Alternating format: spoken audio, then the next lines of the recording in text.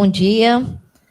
Bom dia. Então, tenho o prazer hoje de apresentar o Dr. Marcos Tadashi, nosso amigo aqui de HU.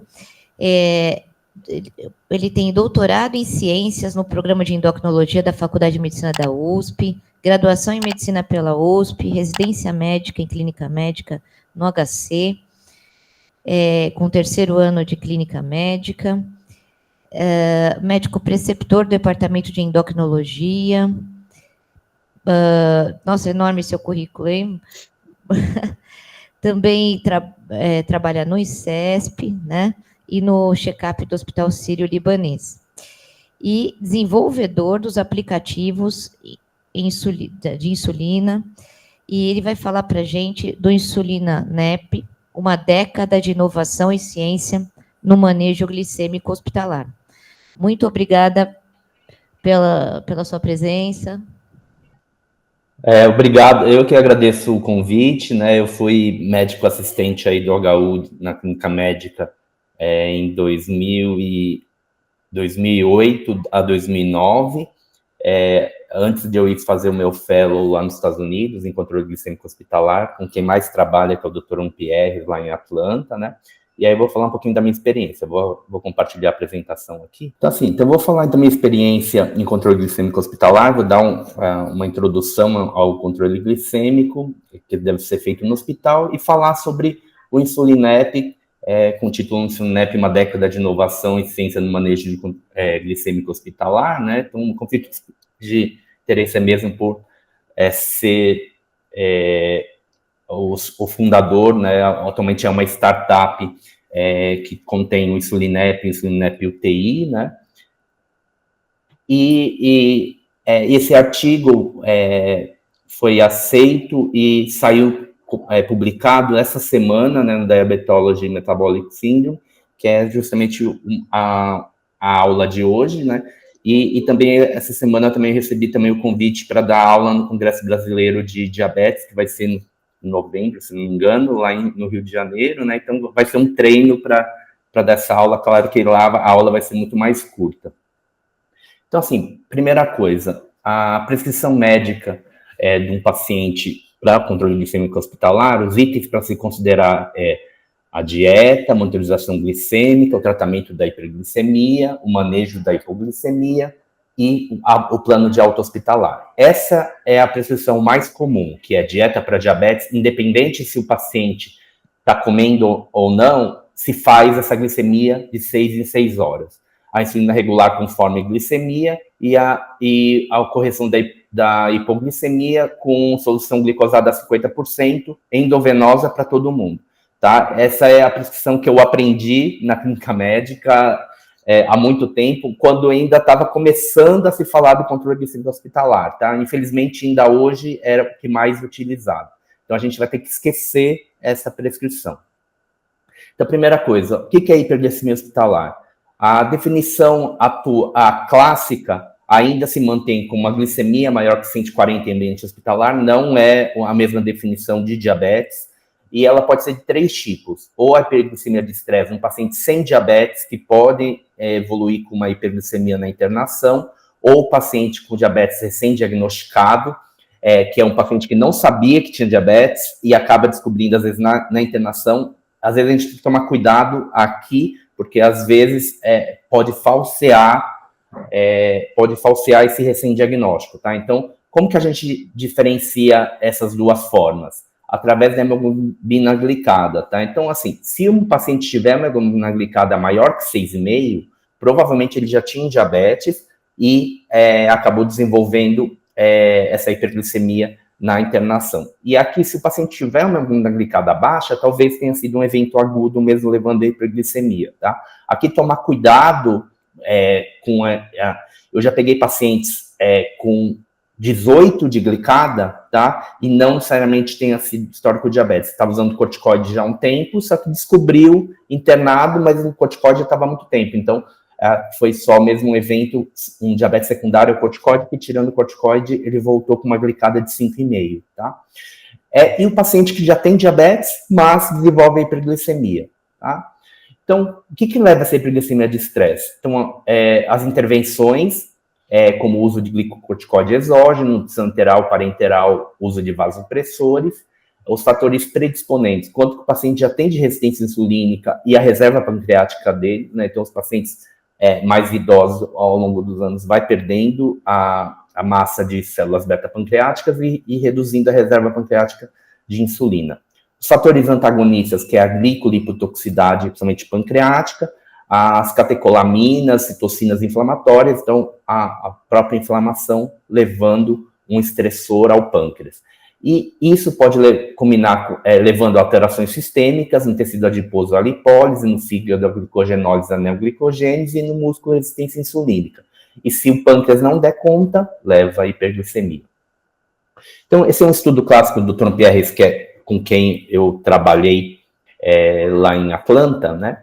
Esse é o artigo mais citado dele, foi publicado em 2002, uma revista importante de endócrino, que é o JCM, mostrando, ele pegou num hospital secundário, de atenção secundária, como o HU, por exemplo, e pegou todos os pacientes em sequência que internaram nesse hospital num intervalo de tempo. E o que ele observou? Ele dividiu em 3 categorias. Os pacientes que não desenvolveram em nenhum momento a hiperglicemia, os pacientes que tinham diabetes e desenvolveram hiperglicemia, e os pacientes sem diabetes que desenvolveram hiperglicemia, mostrando que a mortalidade hospitalar dos pacientes sem diabetes que desenvolvem hiperglicemia era significantemente maior do que os pacientes normoglicêmicos, tá?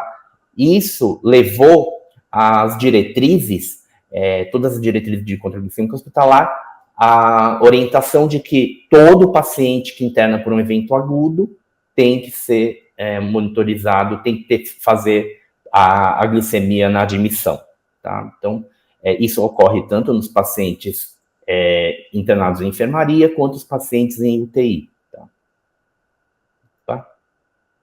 Então, realizar a glicemia capilar na admissão, todo paciente internado, independente se o paciente tem diabetes ou não. Então, esse é só um estudo para ilustrar, né? Então, esse aqui é um estudo envolvendo 39 centros americanos, com mais de 16 mil pacientes com síndrome coronariana aguda, sendo 30% desses pacientes com um diagnóstico de diabetes prévio. Então, mostrando que com o corte de 140, né, para hiperglicemia hospitalar, 78% dos pacientes com diabetes desenvolviam essa hiperglicemia. E os pacientes sem diabetes, mais de 1/4 dos pacientes desenvolvem essa hiperglicemia. Então, isso é o que, em relação à monitorização, isso é o que é feito, infelizmente, em muitos hospitais e que muita gente aprende assim, que é a glicemia a cada 6 horas, né, independente das refeições. Então, o que acontece isso? Essa prescrição que a gente vai abominar.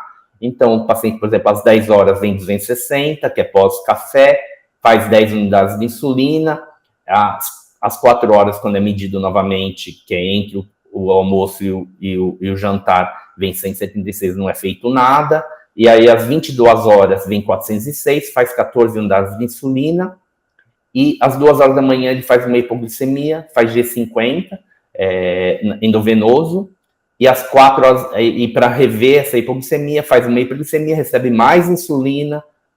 Então, esse sobe e desce aqui não é o que deve ser feito. Então, como que deve ser feito? De uma maneira inteligente. Toma o café, antes do café, a glicemia capilar. Antes do almoço, outra glicemia capilar. Antes do jantar, outra glicemia capilar. Nesse intervalo do lanchinho, como a quantidade de alimento é pequena, não há necessidade de medir, tá? E também para não ter a somatória de doses de insulina. E antes de dormir, a gente faz a glicemia, mas o intuito de fazer a glicemia à noite não é dar insulina, é prevenir hipoglicemia, tá? Então, quem sabe estudos mostrando que glicemias menores que 100 ao deitar aumenta o risco de hipoglicemia durante a madrugada, tá? Então, quando eu voltei dos Estados Unidos em 2012, a gente começou a ter, para programa de acreditação do HC para a ONA, que é uma acreditação nacional de qualidade de serviço, a gente quis traçar o panorama do controle glicêmico como era feito aqui no HC. A gente avaliou 5 enfermarias, 2 clínicas, 2 cirúrgicas e 3 clínicas e 2 cirúrgicas, né? Então, uma enfermaria da clínica médica, uma enfermaria, a enfermaria do INCOR, uma enfermaria do ICESP, das cirúrgicas, uma enfermaria da URO e enfermaria da vascular, uma enfermaria com maior prevalência de diabetes e uma com menor. Então, em 2 meses, foram 209 pacientes avaliados, e o que é dito na literatura, tá? 25% dos pacientes, 1/4 dos pacientes internados tinham um diagnóstico de diabetes prévio. E 7% não tinha nem especificação se tinha diabetes ou não, tá? E nas 24 horas, a gente quis ver quantos pacientes tinham glicemia capilar na admissão, né? Lembrando daquela recomendação de fazer glicemia para todo paciente internado. 68% dos pacientes não tinham uma glicemia na admissão nas primeiras 24 horas. E a coisa mais grave, dos pacientes com diabetes, mais da metade não se sabia qual era o status glicêmico nas primeiras 24 horas, em 2012. E a principal forma de monitorização glicêmica era essa de 6 em 6 horas, tá? Mais da metade. Tá? E a gente sabe, depois a gente sabe que não deve ser feito, né? E uma coisa que acontece em vários hospitais, inclusive hospitais particulares, né, privados, o plantão é às 7. Então, o plantão da noite foi muito tranquilo, então vou fazer a glicemia pré-café. Aí faz a glicemia às 6, vem 280, faz insulina subcutânea, faz hipoglicemia e faz G50, e o café da manhã é só 8 horas. Então, a glicemia tem que ser pouco tempo antecedendo, às vezes, uns 15 minutos, mais ou menos, antes da refeição, tá? Então, isso não é algo que ocorre frequentemente, infelizmente, e a gente tem que treinar para que isso não aconteça. Tá? Qual que é o alvo glicêmico nos pacientes não críticos? Tá? Então, tanto a Endocrine Society quanto que é a Associação Americana de Endócrino, quanto a SBD, a Sociedade Brasileira de Diabetes, recomenda esse alvo glicêmico de 100 a 180.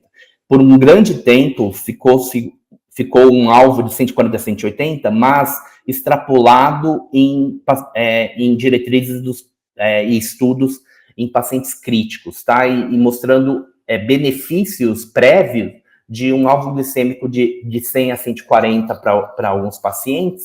Então, houve uma correção desse alvo glicêmico mais recente, de 2022, né, mantendo esse alvo mais expandido de 100 a 180. Então, esse é o esquema mais realizado, infelizmente, nas enfermarias. É o esquema slide scale, escalonamento de doses de insulina, né? Então, o que é esse esquema? Aqui é só para lembrar, é um esquema que apaga o fogo, não previne o incêndio, tá? Então, você tem uma hiperglicemia, você dá insulina para controlar a hiperglicemia. Só para ter uma ideia, o esquema slide scale ele foi desenvolvido por Joslin lá em 1934. Ele é um americano que foi lá para a Universidade de Toronto, lá no Canadá, onde trabalhava o Benton, que descobriu a insulina, né? E na volta para os Estados Unidos, ele resolveu usar a insulina também em ambiente hospitalar. Naquela época não tinha glicemia capilar, que a gente chama de Destro, né? Destro, na verdade, por causa de uma marca que tinha nos primeiros aparelhos de glicemia capilar, e ele resolveu fazer, então, como não tinha glicemia capilar, a gente fazia glicosúria. Então, era muito comum nos pronto-socorro ter um bico de Bunsen lá no meio do pronto-socorro, né, e muita gente fumava, então tinha um isqueiro, né?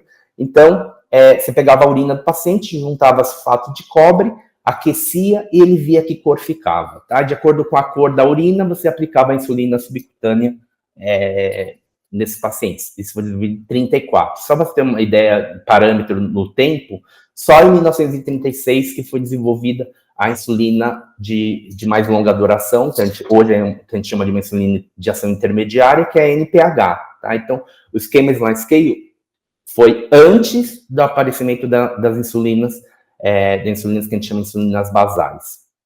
Então, como deve ser feito o controle glicêmico? Prevenindo a hiperglicemia, tá? Então, tendo a prevenção do combate a incêndio. Prevenindo o incêndio. Então, como que a gente faz o tratamento? A gente tem que pensar nessa questão fisiológica de insulina, principalmente por causa dos estudos de CLAMP, que é a injeção de insulina, e ver quanto de glicemia, quanto de glicose precisa ser infundida, ou ao contrário, a glicose quanto de insulina precisa ser infundida. O que se observava aqui é 50% da secreção de insulina era uma secreção basal, né? Então a gente precisa, para que serve a insulina? Tanto para a glicose entrar dentro da célula, mas também para com que a glicose seja armazenada. Então, quando que vai ser armazenada? Depois das refeições. Né? Então, a área sobre a curva da secreção basal é em torno de 50%, a área sobre a curva da somatória das refeições é em torno de 50%. E aí surgiu o que a gente chama de esquema basal-Bolus. O que é o esquema basal-Bolus? Compõe de uma insulina basal, com em torno de 50% da dose total diária de insulina, cobrindo a liberação hepática de glicose, e a insulina prandial, também 50%, cobrindo a necessidade nutricional. Como ou a gente não conhece bem a biologia para ser uma ciência exata, mas por enquanto não é uma ciência exata, às vezes é difícil a gente explicar que o paciente está com 100 de glicemia, come um hambúrguer, vai para 300, outro dia é 100, come um hambúrguer, fica 180. Então, assim, a gente precisa de uma correção da glicemia, se tiver acima do alvo glicêmico, para voltar ao nível, a concentração de glicose normal. Então, esse é o esquema basal-Bolus, que as diretrizes recomendam a dose total diária de insulina de 0,3 a 0,6 unidades por quilo por dia, tá? Componente 50% basal e prandial. E se o paciente tiver uma baixa ingestão alimentar ou em jejum, se você fizer um esquema basal-Bolus bem feito, você só vai tirar a dose prandial, tá? Então, você vai fazer um esquema que a gente chama basal plus, que é a insulina basal mais a correção. Então, esse é um estudo do Dr. Pierre, estudo RAPT2, que mostrou que o esquema basal-Bolus é superior ao Slide Scale para o controle glicêmico hospitalar, com uma média de 10,8% de diferença entre as médias de glicemia ao longo dos dias. Então, em 2012, naquela avaliação que a gente fez pré-protocolo, só 22% das prescrições de hiperglicemia hospitalar eram com o esquema basal-Bolus, que era preconizado pelas diretrizes até então. Esse é o perfil de insulinas disponíveis para o tratamento hospitalar. Então, as insulinas prandiais, a regular, a glulizina, lispro e o asparte. A basal, a NPH, a detemira não tem mais no Brasil, mas a detemira, a degludec, a glargina, a gente define a glargina U100 e glargina U300, que é a concentração da glargina na solução. Então, mesmo os pacientes com bom controle glicêmico ambulatorial com antidiabético oral, precisa de insulinoterapia basal-Bolus quando interno. Então, a Sociedade de Medicina Hospitalar já antecipava isso, que o esquema basal-Bolus, que era preconizado pelas diretrizes, você precisaria, especialmente em todos os pacientes com diabetes tipo 1, e os pacientes com diabetes tipo 2 com mau controle glicêmico, e os usuários de múltiplas doses de insulina. E fora essas situações, os pacientes de diabetes tipo 2 que estavam controlados ou que usavam antidiabéticos orais, você poderia fazer um esquema alternativo e, se continuasse alta, você passasse para o esquema basal-Bolus. Então, como que funciona a decisão do esquema alternativo de insulina? Na admissão hospitalar, glicemia capilar aleatória, se já vier maior que 250, você já passa por esquema basal-Bolus. Se tiver menor que 250, mas usando insulina com dose maior que 0,2 unidades por quilo, você também passa para basal-Bolus. Então, qualquer uma dessas duas situações, esquema basal-Bolus. Caso contrário, você pode fazer um esquema alternativo ao basal-Bolus. E se durante a hospitalização o esquema alternativo não for eficaz, passa para o esquema basal-Bolus. E em 2022, no novo consenso da Endocrine Society, já mudaram, deixaram de definir o esquema basal-Bolus como como o único esquema que pode ser tratado no paciente. Então, os pacientes sem antecedente de diabetes, você poderia fazer um esquema sem insulina basal.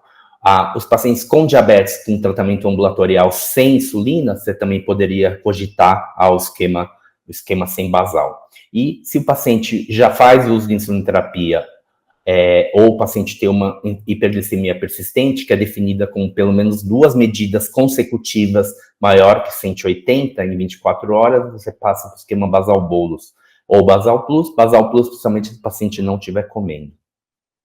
Então, esquemas alternativos de insulina podem ser o esquema basal plus, né, que é metade da dose do esquema basal bolus, tá? Então, que era 0,3 a 0,6, 0,15 a 0,3 unidades por quilo de insulina basal mais a correção. Esse é o esquema que a gente usa no Insulinep, tá? Então, é o esquema bolus correção, tá? A gente, em vez de usar como basal, começa com bolus prandial. Por que a gente resolveu usar isso? Porque uma discussão, logo que eu vim, eu acabei de fazer, estava em andamento um estudo que eu estava fazendo lá em Atlanta, que é o estudo Basal Plus, né, para usar o Basal Plus como um método alternativo de insulinoterapia. E aqui o que se defendeu é que nossa dieta era diferente da americana, né, então lá eles concentram, a principal refeição é o café da manhã e a nossa aqui é o almoço e o jantar, né, e também porque a gente usava insulina NPH irregular. Lá eles usam, raramente a gente vê paciente usando NPH irregular. Na época não tinha caneta, né? Então a gente tinha que fazer a aplicação com a seringa, né? E aí uma forma NPH irregular a gente consegue misturar a insulina, né? Então a gente conseguia fazer numa mesma aplicação a insulina NPH irregular, né? E além disso, a gente facilitava você não precisar prescrever dois tipos de insulina nos pacientes. E um outro esquema alternativo um pouco mais recente também era um estudo que eu comecei lá em Atlanta, que era o uso de inibidor de DPP-4 como um tratamento possível nos pacientes internados. Então, os inibidores de DPP-4 é a única classe de droga testada com estudos clínicos randomizados para pacientes internados. As demais medicações não há estudos, tá? Então, esse é o estudo que eu participei lá, estudo Basal Plus, né, mostrando que o esquema, o Basal Plus, comparando com o Basal Bolus, tinha um controle glicêmico até semelhante, né, mas algum estudo mostrando desfecho, mostrando que o Basal Bolus ainda é superior ao Basal Plus, tá? Então, é um esquema alternativo. E o esquema bolus correção, como eu já disse, é o esquema preconizado pelo Insulinep, né, que esse aqui é o site, e a gente teve uma publicação do protocolo nesse artigo. Então, como que surgiu o Insulinep, tá? Então, a doutora Márcia Neri, que era então chefe do grupo de diabetes, ela já tinha uma perspectiva, uma visão do futuro, pensando, por que a gente não faz um aplicativo de insulina? Eu falei assim, doutora Márcia, eu não sei mexer com isso, então, assim, como eu não tenho condição de fazer isso. Aí até que surgiu um residente em 2013, né, o Alexandre, que a gente já tinha um protocolo de controle glicêmico em fluxogramas e tabelas, né, e resolveu usar isso num aplicativo. Então, ele criou um aplicativo de hiperglicemia, né, como se fosse uns slides e deslocamento dos slides, né. Então, esse era o aplicativo que ele tinha feito, né, com monitorização, tratamento, hipoglicemia, plano de alta, né, então eram mais os fluxogramas mesmo e as tabelas que eram do protocolo. Até que eu falei assim, então por que a gente não faz um aplicativo mesmo, facilitando o protocolo de controle glicêmico que a gente queria institucionalizar no HC. Então, aí que a gente resolveu fazer um aplicativo. Inicialmente, então, eu sabia mexer um pouquinho de Excel, fui aprendendo com o tempo, E a gente, usando o Excel, a gente resolveu fazer o aplicativo, mas colocando os cálculos ocultos para que a pessoa insira informações e consiga fazer esses cálculos, tá? Então, essa é uma planilha Excel, que você colocava o registro dos pacientes, quais a glicemia, os fatores que modificam dose de insulina, e aí ele gerava uma prescrição. Aí, em 2015, a doutora Márcia mostrou esse aplicativo lá no Congresso Brasileiro de Diabetes que foi em Porto Alegre, e com Excel, mas o Excel, para que não se mexesse no Excel, mesmo que você bloqueia células, você consegue facilmente tirar esse bloqueio, né? Então, a gente transformou o Excel num HTML, né? Numa página de internet. Inicialmente, esse Excel ficava no meu Dropbox, e aí as pessoas acessavam o meu Dropbox através de uma página de internet. Então, as pessoas só faziam um cálculo. E a gente publicou essa versão aqui em 2015 com o protocolo, e aí mostrando esse aplicativo lá no Congresso Brasileiro de Diabetes, a doutora Márcia Neri, que apresentou, a crítica foi que era muito feio, que era funcional, mas era muito feio. E aí a gente pagou uma empresa para fazer o aplicativo que é usado até hoje, tá? Antigamente tinha o aplicativo mesmo no celular, a gente estava numa época que o Wi-Fi não era tão bom, alguns lugares não pegava o Wi-Fi, ou a internet era pouco disponível, então a gente precisava instalar o aplicativo dentro do celular para poder usar. Hoje, com essa difusão, e também por custos mesmo, é difícil mesmo de atualizar o aplicativo no celular, hoje só tem a versão web. Então, com a avaliação inicial, só para você entender, a categoria, para quem já usou o aplicativo, a categoria indica a quantidade de insulina, a dose total diária de insulina. Então, no esquema basal bolos, a categoria 8, a gente divide ela por 20, isso dá, por exemplo, 0,04 unidades por quilo por dia de insulina. Tá? Como a gente quer difundir isso, não para médicos clínicos, endócrinos, usado para qualquer outro médico, cirurgião, ortopedista. Então, a gente acha mais fácil transformar isso num número inteiro do que deixar a dose fracional com o número em decimais. Então, e o aplicativo também, ele reduz essa categoria de acordo com se o paciente tem insuficiência renal, se tem baixo peso, se é idoso, e também aumenta se o paciente tem uma pancreatite aguda, por exemplo, um paciente obeso, o uso de corticóide em doses altas, né? Então, não vou entrar em detalhes sobre o critério de obesidade que mudou, né? Então, mas o IMC maior que 30. Então, esse é o aplicativo, né? Que você vai ter que preencher os dados, né? Tanto para saber se ele vai mudar para o esquema basal bolos ou um esquema alternativo, né? Então, é importante que você preencha direitinho para ele gerar essa prescrição. Tá? Então, se o paciente usar um esquema alternativo, a categoria 4, em vez de dividir por 20, para saber a quantidade de insulina, você vai dividir por 40, né? Porque é metade da dose, né? Então, por exemplo, aqui foi um esquema de bolos correção, então a categoria 4 indica 0,2 unidades por quilo de insulina com a dose total diária. Tá? No segmento, o aplicativo também ajuda no segmento, você vai colocar as glicemias pré-prandiais, tá? Ou se tiver 6 horas no paciente em jejum, ele vai calcular a média, tá? E como que o aplicativo pensa? Se o paciente tiver medidas com glicemias menores que 70, maior que 180, indicando uma grande variabilidade glicêmica, ele vai pedir para sair do protocolo, tá? Então, ele vai ter que individualizar doses, porque as doses são iguais em todos os momentos. E, de acordo com a média da glicemia, ele vai indicar quanto que vai mudar de categoria. Então, se tiver menor que 100, vai reduzir categoria, a média. Se tiver 100 a 140, mantém a categoria. Se tiver 140 a 180, ele vai aumentar a categoria. Se tiver maior que 180, ele vai aumentar a categoria, mas também, se não tiver usando insulina basal, ele vai entrar com o esquema basal bolos, se estiver no esquema alternativo. Então, esse é um esquema uma prescrição, um exemplo de um esquema basal bolos, né, categoria 6, então ele divide por 20, dá 0,3 unidades por quilo por dia, indicando a dose de NPH e a dose de regular aqui.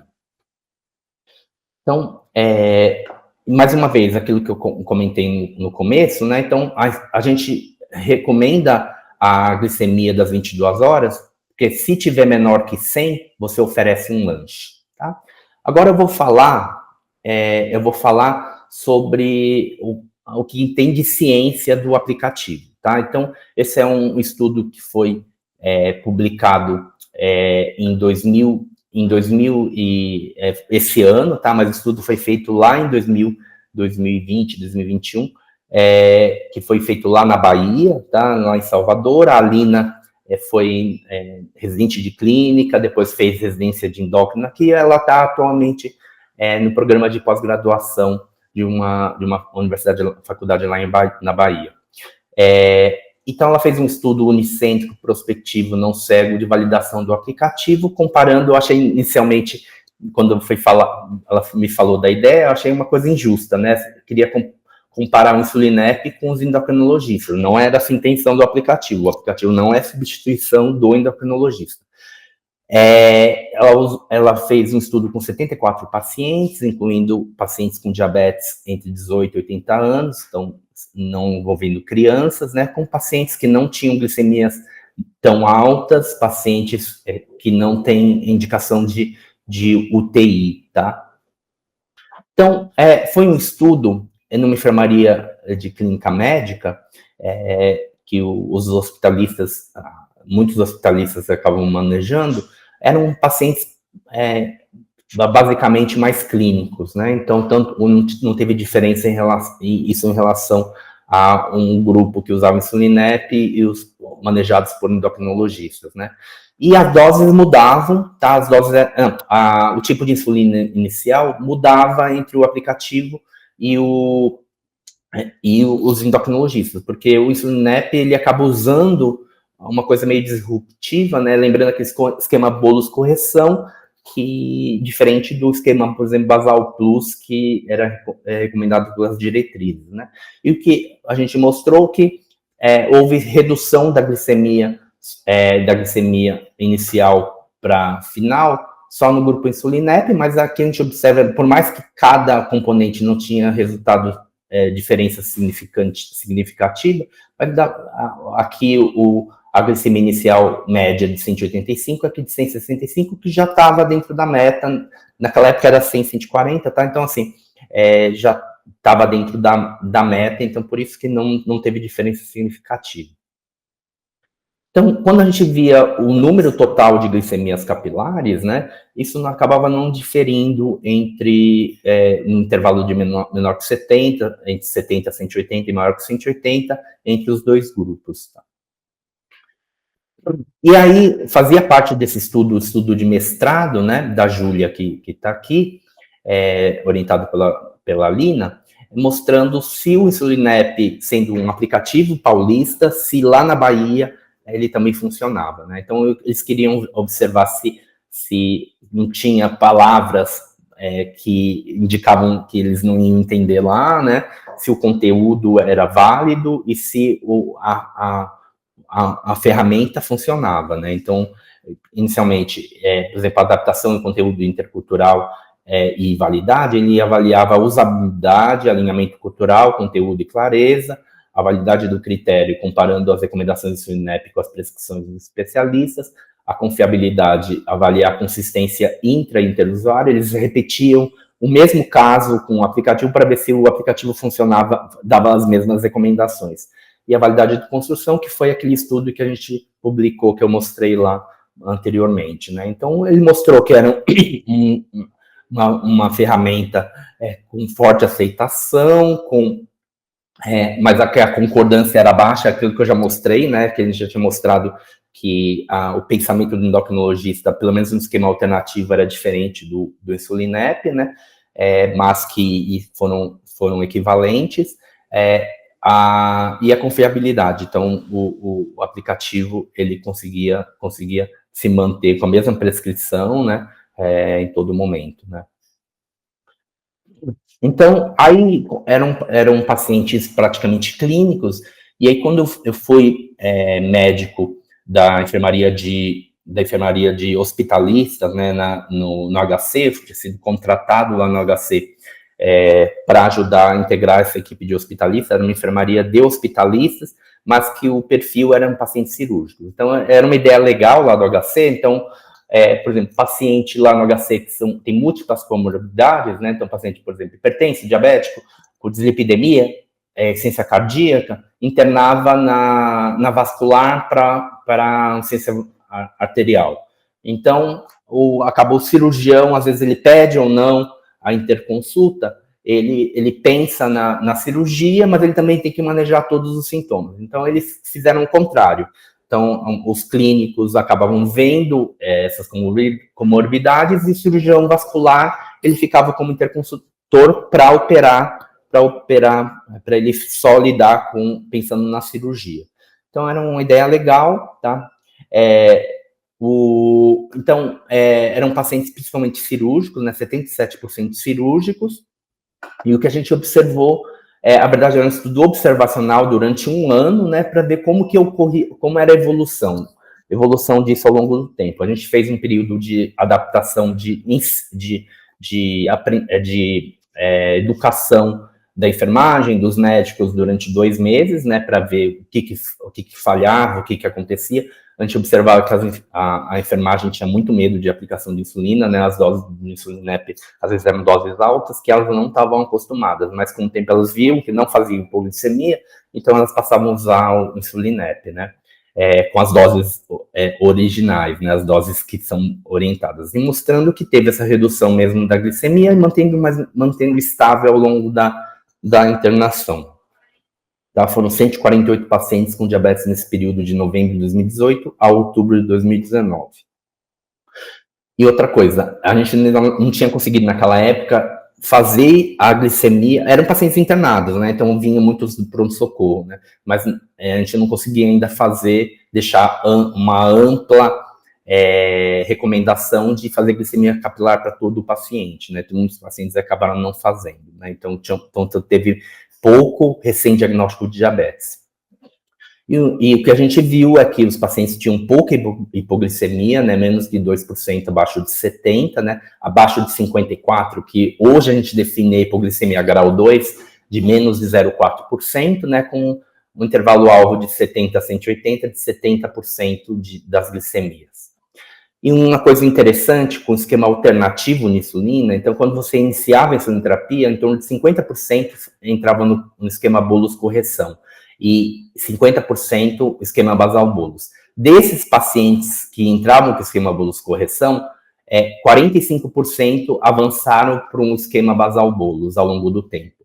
Então, quer dizer que 30% dos pacientes que internaram não precisavam do esquema basal-bolus na internação. E esse aqui é um dado que está na publicação, né? Mostrando os pacientes que ficaram o tempo todo em bolus correção, os pacientes com basal bolus e os pacientes que transicionaram, mostrando que a glicemia tinha esse aumento progressivo, a hemoglobina glicada também, tá? Só que aqui a gente tem que tomar cuidado na avaliação desse dado. 93% no esquema bolus-correção ficou entre o intervalo de 70 a 180, mas também porque eles estavam mais próximos do alvo mais para baixo. Então, claro que isso ia até um número maior, né? Mas com episódios de perfil de segurança bom, tá? Sem hipoglicemias graves. Tá um pouco no esquema basal-bolus, mas sem significância. Tá? Então, só para comparar aquele estudo RABBIT-2 do Dr. Pierre que eu citei, então o protocolo de insulinep foi bem semelhante às glicemias do esquema basal-bolus e também no esquema basal-plus que eu ajudei o Dr. Pierre a fazer lá em Atlanta. E a gente resolveu fazer também para avaliar desfechos clínicos, né? Então, o Alexandre, que ajudou a desenvolver aquela primeira forma, depois ele me ajudou também, ensinei Excel, ele foi me ajudando, a gente ficou praticamente 2 meses, até umas 2, 3 horas da manhã desenvolvendo o aplicativo, né, fora do horário da residência, para não atrapalhava a residência por ele ficar de madrugada, mas para não atrapalhar o andamento da residência. Foi um estudo dele de doutorado feito lá no INCOR, com 100 pacientes pós-revascularização miocárdica, né, randomizado em controle habitual e insulinep. Esses pacientes usavam insulinep UTI e depois, quando passava para SEMI, de cuidado intermediário, eles eram randomizados para controle habitual e insulinep. Então, a gente observou que o insulinep teve uma redução da média de glicemia capilar comparado com o controle dos cardiologistas, e o coeficiente de variabilidade, o insulinep mostrando menor variabilidade. A relação à hipoglicemia não teve diferença significativa entre os grupos. O intervalo alvo de 100 a 180 foi melhor no grupo insulinep, mas as glicemias, a percentual de glicemias acima de 240 não teve diferença. Então, em relação ao desfecho primário, o que foi avaliado no desfecho primário? Um desfecho composto, incluindo infecção, insuficiência renal aguda e arritmia, né, mostrando uma superioridade do insulinep em relação ao controle, tá? Então, e essa é a curva Kaplan-Meier com insulinep e o grupo controle. E alguns desfechos secundários que a gente observou, que o tempo de internação de enfermaria quase reduziu pela metade nos pacientes com insulinep, né? Não teve diferença de reinternação e teve uma redução de custo de internação de mais de R$3.000, mais ou menos na publicação de precisou transformar em dólar, né? Com a tabela SUS, que é uma tabela com valores bem mais baixos, né? Do que os hospitais privados, indicando mais ou menos a redução de $500 por paciente. Então, outro esquema alternativo de insulina é o uso com inibidor de DPP-4, tá? Esse é um estudo com sitagliptina, estudo que eu participei fazendo treinamento da enfermagem e recrutando alguns pacientes, que era um estudo piloto com 90 pacientes, comparando a sitagliptina mais a correção. Então, como se fosse um esquema bolus-correção, né, usando a sitagliptina como a insulina prandial.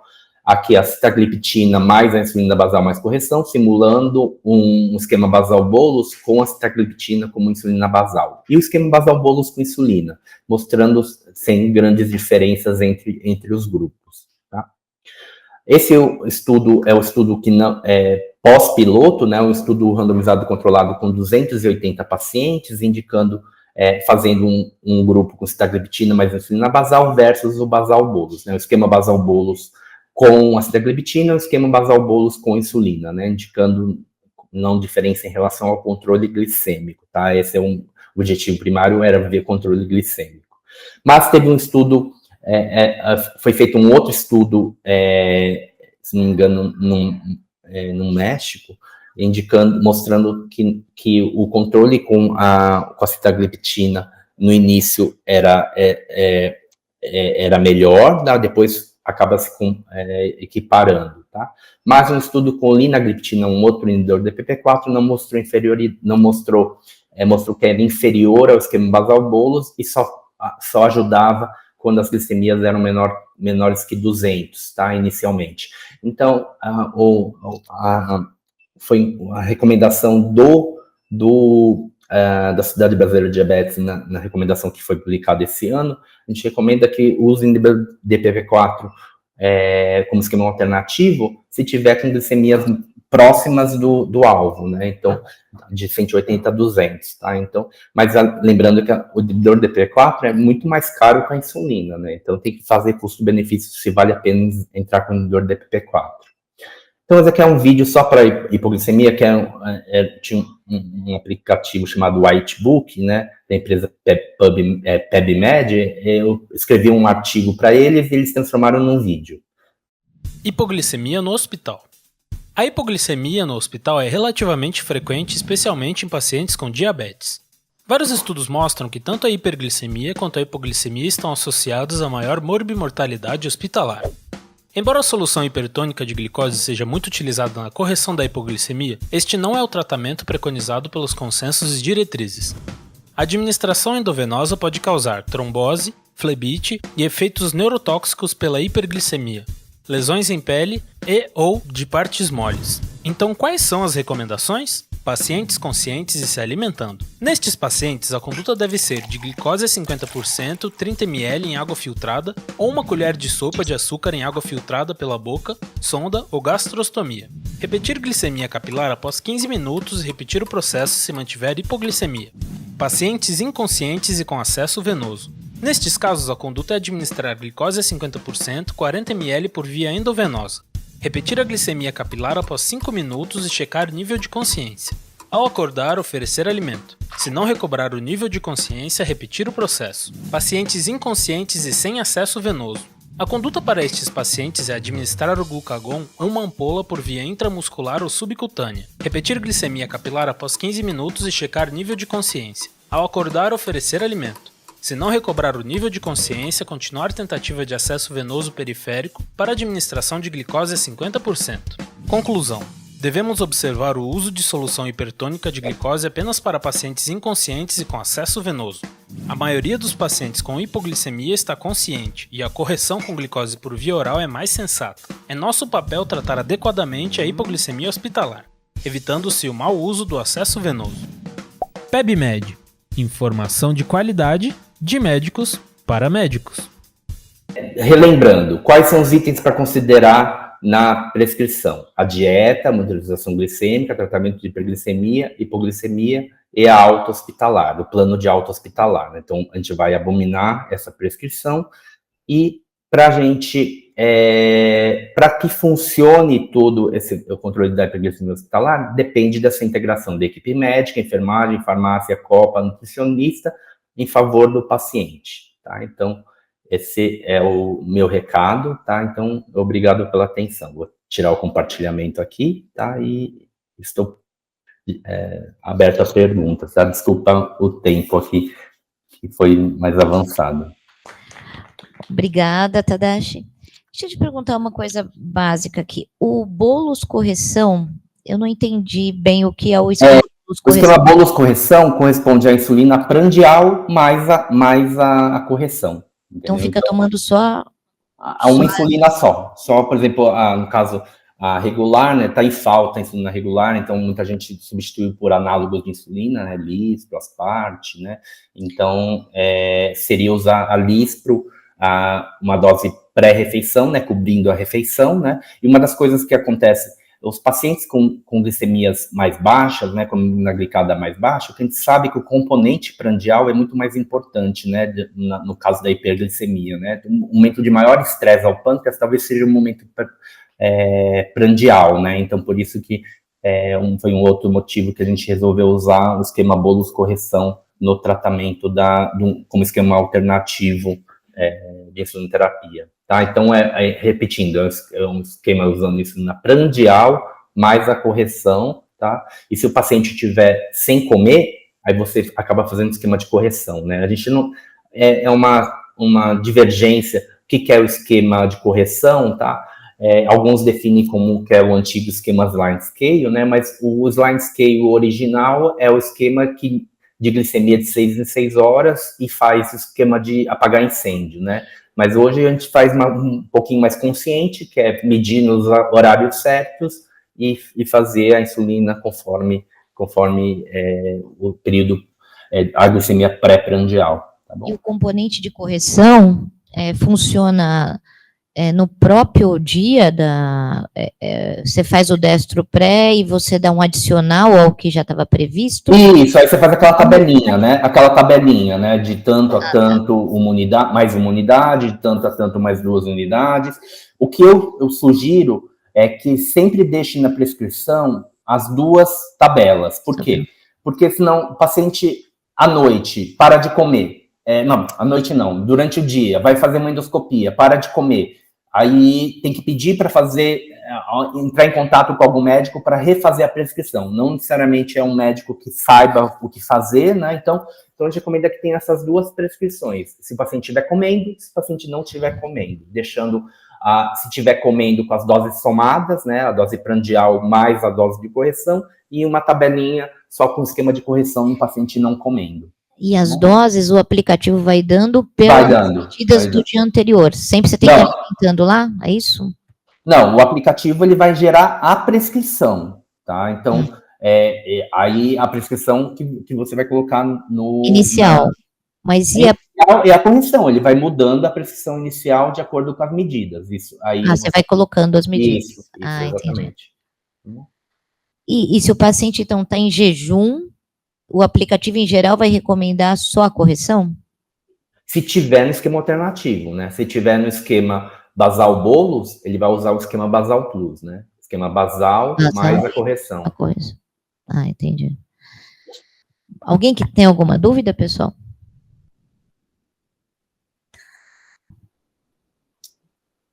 Ou eu fui muito claro, ou a pessoa não entendeu nada. Não, foi ótimo. Agora é só aplicar, né?